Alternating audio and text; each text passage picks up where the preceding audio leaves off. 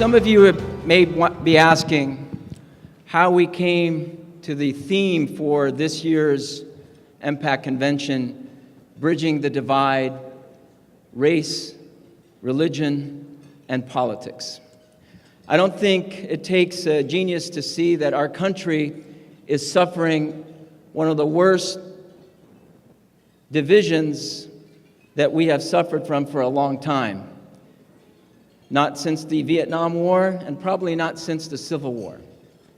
And we American Muslims deal with that division on a day-to-day basis.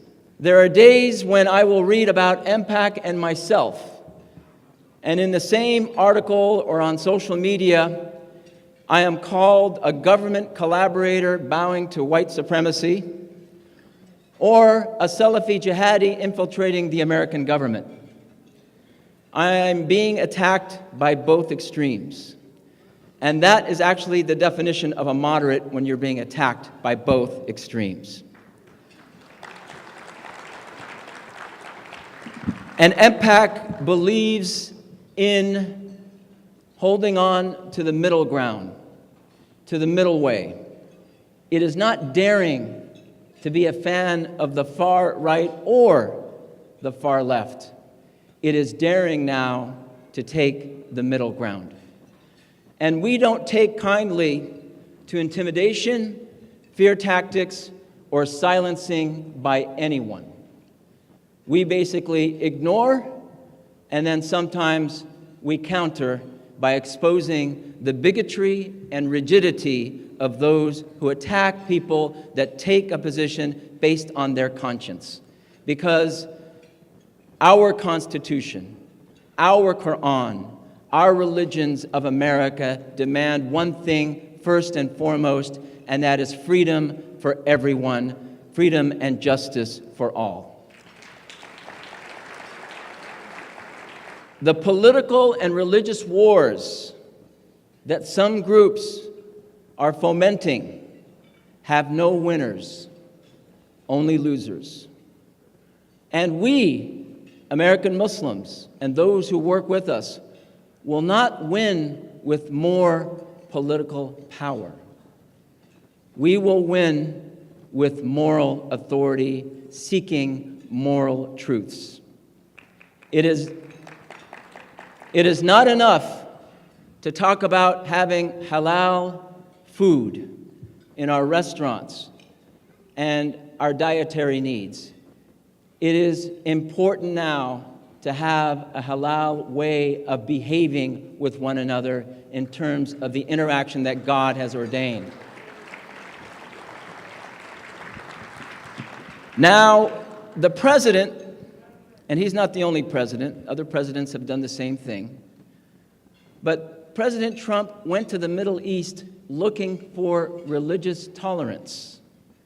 But he went looking for religious tolerance among dictators of the Middle East, when he could find religious coexistence here in America by the religious communities of America, starting with and led by American Muslims. We could have been on the South Lawn talking about these issues, but we are being ignored to the detriment of America's interests and to the detriment of America's future. There are princes and generals in the Middle East that talk about Islamic reform, and people in Washington get excited when they hear a word or two about reform, only to find that there is more tyranny and more suppression, not just of religion, but of any political expression over there. It is time for the American establishment, the media, the government, and all the groups in Washington, New York, and here in Los Angeles to shift the lens of focus on Islam from the Middle East to the United States, where American Muslims are demonstrating what Islam is all about. We are connected with the Muslim peoples overseas who are struggling for their freedom. We are connected to the Muslim communities worldwide spiritually, but we will not bow down to any policy or any tyranny that exploits religion, that only foments human rights violations against those peoples. Religion is like water. when it is suppressed and it becomes stagnant, then you only have poison and a toxic environment. When it is allowed to move freely, it is the water that purifies its surroundings. Tyranny suppresses religion, freedom liberates it. And we have the potential to develop that moral authority and moral power in the United States. And it has been done before. Malcolm X and Martin Luther King did not win because of political power. They didn't have major financial institutions backing them. They won because of moral power. Susan B. Anthony did not win in starting the movement for women's suffrage and equal pay and equal wages in America because she had any political power. She won because she had moral authority. Thomas Jefferson is known for a famous line that he trembles for his country when he reflects that God is just. It is the moral question of our society today, not more political or military power, that will win any battle or any war for the United States. Religious freedom is espoused in America, yet it is the one thing that is not fulfilled in America. Our friends in the Mormon community, the Jewish community, the Catholic community suffered religious persecution in America.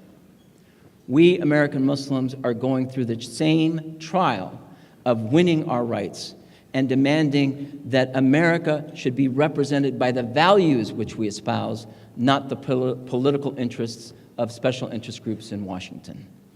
And one of those lies that these special interest groups continue to perpetuate is that there is a war between Islam and the West. Islam versus the West is the lie that keeps on giving us the Crusades, terrorism, militancy, and dictatorship.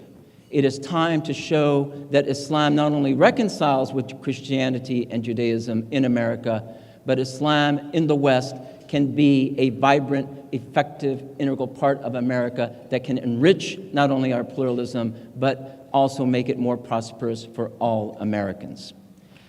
It is time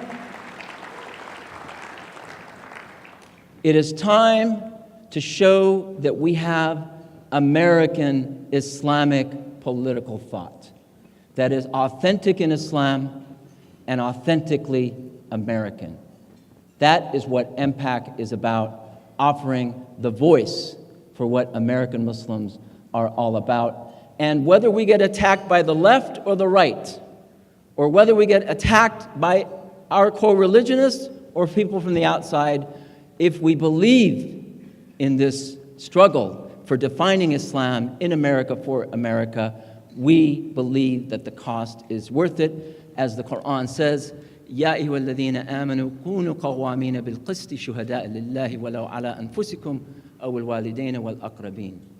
O you who believe, O you who have attained to faith, you have been made to establish truth and equity, even if you have to be witnesses against yourself, against your family, or against your own community. Justice is more important than anything else. That is the way to develop moral power in this society at this time and at this place. I hope that when you see all the work that MPAC has done, and you will see that later on tonight through other speeches, you will realize what your investments have been doing in terms of creating a positive social outcome for American Muslims and the American public at large, and that only because of your donations we are able to do this work. So thank you very much for joining us. Assalamu alaikum wa rahmatullahi wa barakatuh.